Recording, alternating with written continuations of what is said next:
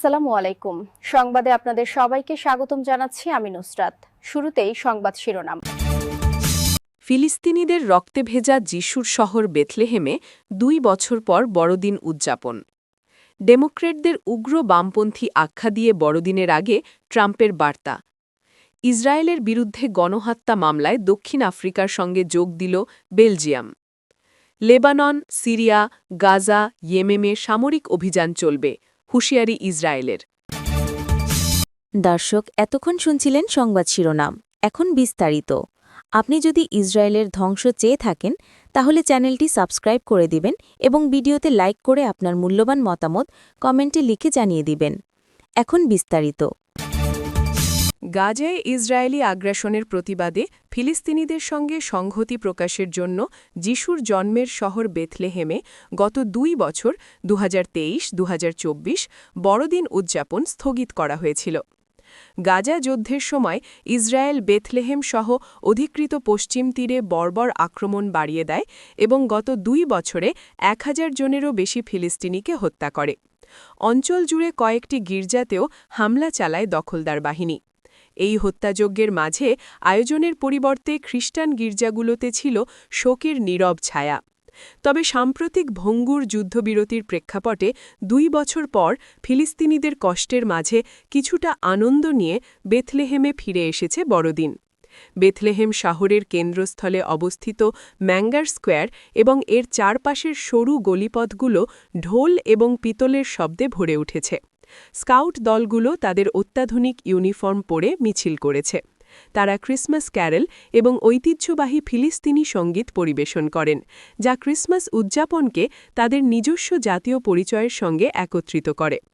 Al Jazeera জানিয়েছে, গতকাল বুধবারের ক্রিসমাসের আগের দিন অনুষ্ঠিত উদযাপনের মধ্যে এক ধরনের মর্মস্পর্শী ভাব ছিল। ২ বছরের মধ্যে এই প্রথমবারের মতো যিশুর জন্মস্থান বলে বিশ্বাস করা এই শহরে এমন উৎসবমুখর দৃশ্য ফিরে এসেছে। উদযাপনে উপস্থিত ছিলেন জেরুজালেমের ল্যাটিন প্যাট্রিয়ার্ক পিয়ের বাত্তিস্তা পিৎজাবাল্লা, যিনি ফিলিস্তিন এবং বৃহত্তর অঞ্চলের সর্বোচ্চ পদস্থ ক্যাথলিক কর্মকর্তা।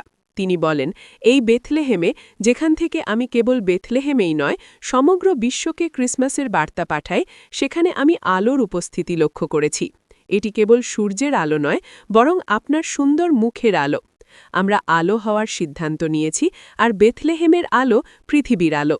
আজ আমরা আপনাদের জন্য শান্তি, প্রার্থনা এবং হৃদয় নিয়ে এসেছি। ইসরায়েলি সামরিক বাহিনী এবং বসতি স্থাপনকারীদের আক্রমণে ফিলিস্তিনি খ্রিস্টানরাও রেহাই পায়নি। জুলাই মাসে গাজার একমাত্র ক্যাথলিক গির্জায় হামলায় ৩ জন নিহত হন এবং একই মাসে পশ্চিম তীরের একটি খ্রিস্টান অধ্যুষিত শহরে হামলায় ৩ জন নিহত হন।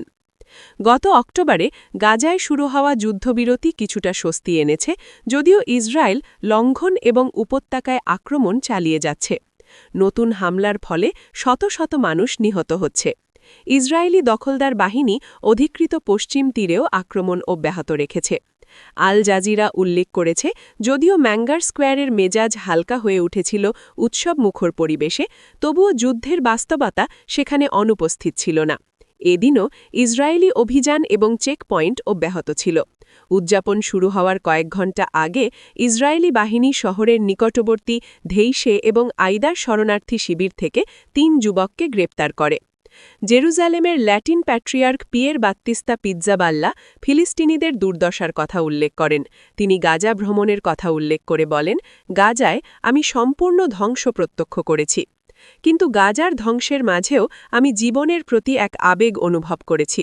শূন্যতার মাঝেও মানুষ আনন্দ এবং উদযাপনের কারণ তৈরি করেছে। তারা আমাদের মনে করিয়ে দিয়েছে যে আমরা মানব ধ্বংস সত্ত্বেও ফিরে আসতে পারি এবং আবার পুনর্নির্মাণ করতে পারি। তিনি আরও বলেন, আমরা গাজা এবং বেথলেহেমে উদযাপন করতে পারব। আমরা আবার সবকিছু নতুন করে তৈরি করতে ফিরে আসব। মার্কিন প্রেসিডেন্ট ডোনাল্ড ট্রাম্প বিরোধী ডেমোক্র্যাটিক পার্টিকে উগ্র বামপন্থী আখ্যা দিয়ে তাদের বড়দিনের শুভেচ্ছা জানিয়েছেন। বৃহস্পতিবার ২৫ ডিসেম্বর সোশ্যাল মিডিয়া পোস্টে তিনি লিখেছেন, সকলকে বড়দিনের শুভেচ্ছা, এমনকি উগ্র বামপন্থীদেরও, যারা আমাদের দেশকে ধ্বংস করার জন্য যথাসাধ্য চেষ্টা করছে কিন্তু খারাপভাবে ব্যর্থ হচ্ছে। নিজের ট্রুথ সোশ্যাল সহ অন্যান্য যোগাযোগ মাধ্যমে শেয়ার করা পোস্টে তিনি আরও বলেছেন, আমাদের আর খোলা সীমান্ত নেই, নারীদের খেলাধুলায় পুরুষ, উন্মুক্ত ট্রান্সজেন্ডার অথবা দুর্বল আইন প্রয়োগকারী সংস্থা নেই। তিনি বলেন, আমাদের যা আছে তা হল রেকর্ড স্টক মার্কেট, কয়েক দশকের মধ্যে সর্বনিম্ন অপরাধের সংখ্যা, কোনো মুদ্রাস্ফীতি নেই এবং গতকালও জিডিপি গ্রোথ 4.3% ছিল, প্রত্যাশার চেয়ে 2 পয়েন্ট ভালো।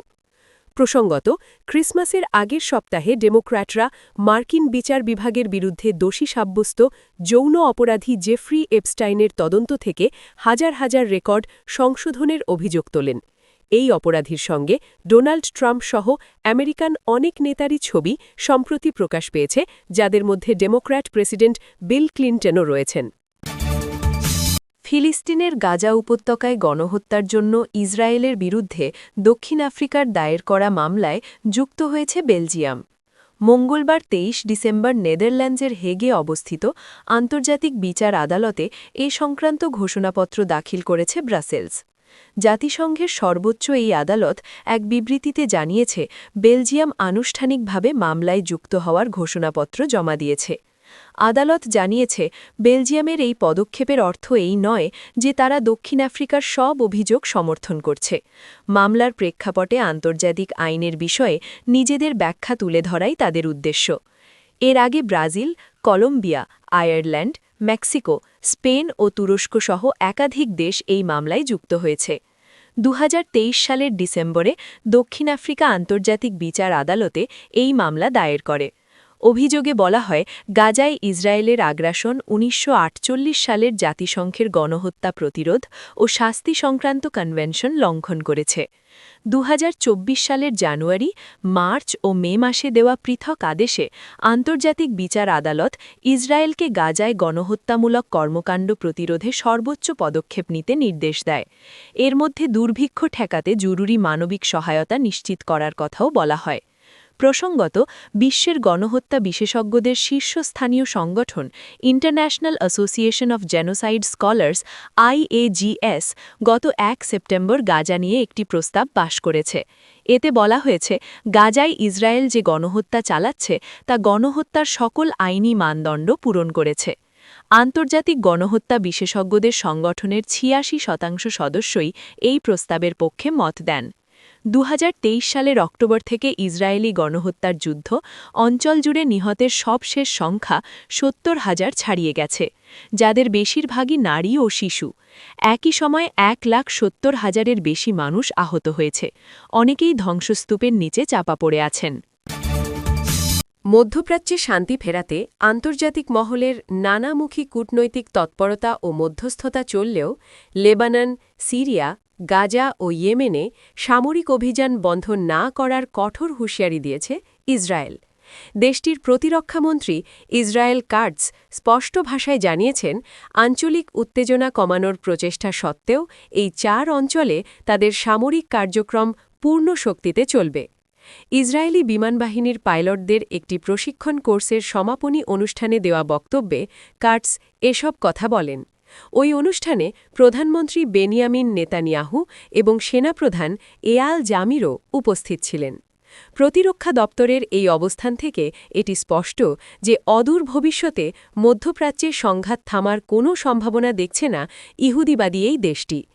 ইসরায়েলি সংবাদমাধ্যম মারিভের বরাত দিয়ে আনাদোলু এজেন্সি জানিয়েছে, প্রতিরক্ষামন্ত্রী কাটজ তার বক্তব্যে প্রতিটি ফ্রন্টের জন্য পৃথক কৌশলগত লক্ষ্য পুনর্ব্যক্ত করেছেন। তিনি বলেন, লেবাননে হিজবুল্লার বিরুদ্ধে সর্বোচ্চ শক্তি প্রয়োগ অব্যাহত রাখা হবে এবং সিরিয়ার জাবাল আল শেখ বা মাউন্ট হারমান ও নিরাপত্তা অঞ্চল থেকে ইসরায়েলি বাহিনী কোনোভাবেই সরে আসবে না। গাজা প্রসঙ্গে তিনি আবারও হামাসকে পুরোপুরি নির্মূল করা এবং এলাকাটিকে নিরস্ত্রীকরণের প্রতিশ্রুতি ব্যক্ত করেন। এছাড়াও ইয়েমেনের হুথিরা যাতে তাদের সক্ষমতা বাড়াতে না পারে সেজন্য সেখানেও ইসরায়েলের অভিযান চলমান থাকবে বলে তিনি ঘোষণা দেন। ইরান ইস্যুতে কথা বলতে গিয়ে ইসরায়েল কাটজ এক চাঞ্চল্যকর দাবি করেছেন। তিনি জানান, যুক্তরাষ্ট্রের সঙ্গে সমন্বয় করে চালানো হামলায় ইরানের পারমাণবিক ও কৌশলগত সক্ষমতার অপূরণীয় ক্ষতি করা হয়েছে। নিরাপত্তা সংস্থাগুলি ইরানের পরিস্থিতি নিবিড়ভাবে পর্যবেক্ষণ করছে উল্লেখ করে তিনি বলেন, কৌশলগত কারণে হামলার বিস্তারিত তথ্য এই মুহূর্তে প্রকাশ করা সম্ভব নয়। তবে ইরানের পারমাণবিক স্বপ্ন নস্যাৎ করতে ইসরায়েল যে সফল হয়েছে সেই দাবি তিনি তার বক্তব্যে তুলে ধরেন। যদিও ইরান বা আন্তর্জাতিক পরমাণু শক্তি সংস্থা এখন পর্যন্ত এই বিশাল ক্ষয়ক্ষতির দাবি নিয়ে কোনো আনুষ্ঠানিক মন্তব্য করেনি। উল্লেখ্য যে 2023 সালের অক্টোবর থেকে গাজায় শুরু হওয়া ইসরায়েলি অভিযানে এখন পর্যন্ত ৭১,০০০-এরও বেশি ফিলিস্তিনি নিহত হয়েছেন, যাদের অধিকাংশই নারী ও শিশু। এই আগ্রাসনের ফলে সৃষ্ট আঞ্চলিক উত্তেজনায় ইসরায়েল লেবাননের হিজবুল্লাহ ও ইয়েমেনের হুথিদের সঙ্গে ভয়াবহ পাল্টাপাল্টি যুদ্ধে জড়িয়ে পড়ে।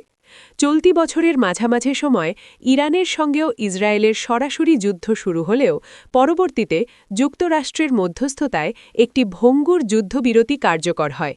সিরিয়ার অভ্যন্তরেও গত ১ বছরে শত শত বিমান হামলা চালিয়ে সামরিক স্থাপনা ধ্বংসের পাশাপাশি অসংখ্য বেসামরিক প্রাণহানি ঘটিয়েছে ইসরায়েলি বাহিনী। আপনি যদি আমাদের চ্যানেলে নতুন হয়ে থাকেন তাহলে চ্যানেলটি সাবস্ক্রাইব করে দিন।